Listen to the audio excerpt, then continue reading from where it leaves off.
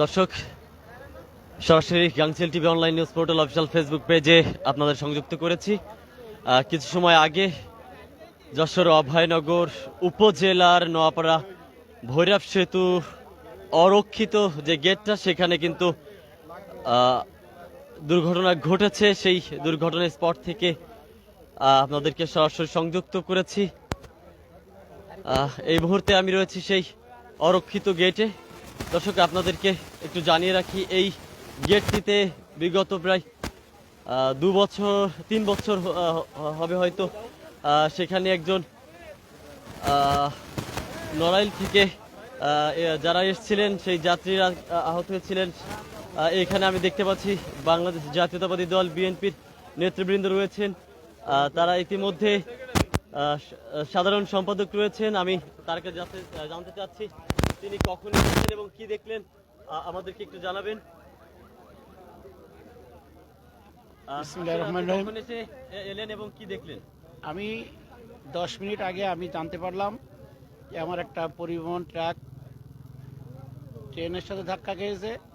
যেহেতু আমি এই শ্রমিক দলের একজন দায়িত্বপ্রাপ্ত সাধারণ সম্পাদক এবং মোটর শ্রমিক ইউনিয়নের একজন নেতা, আমি শোনার সঙ্গে সঙ্গে আমি এইটা আমার ব্যক্তিগত অফিস বন্ধ করে আমি আমার সফর সঙ্গীদের নিয়ে স্পটে এসেছি দেখার জন্য যে কি অবস্থা।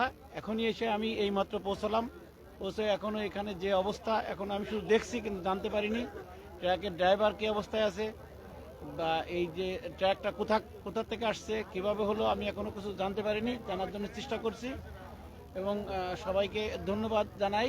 এবং এখানে কি অবস্থা আছে, এটা একটা দুর্ঘটনাজনক এলাকায় ইতিপূর্বেও বেশ কিছু ঘটনা এখানে ঘটেছে। এটা আমাদের আমি বলবো রেল কর্তৃপক্ষকে এটা নিয়ন্ত্রণ করার জন্য এবং বাংলাদেশ সরকারের আমি দৃষ্টি আকর্ষণ করব। ইতিপূর্বে এখানে কয়েকটি প্রাইভেটে জীবন ঝরে গেছে।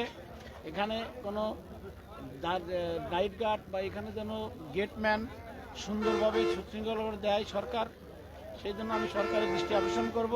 প্রতিনিয়ত এখানে দুর্ঘটনা ঘটে এবং দুর্ঘটনার জন্য কে দায়ী, কাকে দায়ী করব?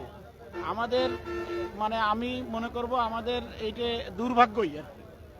যেহেতু এখানে প্রায় ঘটনা ঘটে, এই ঘটনার থেকে আমরা পরিত্রাণ পেতে চাই।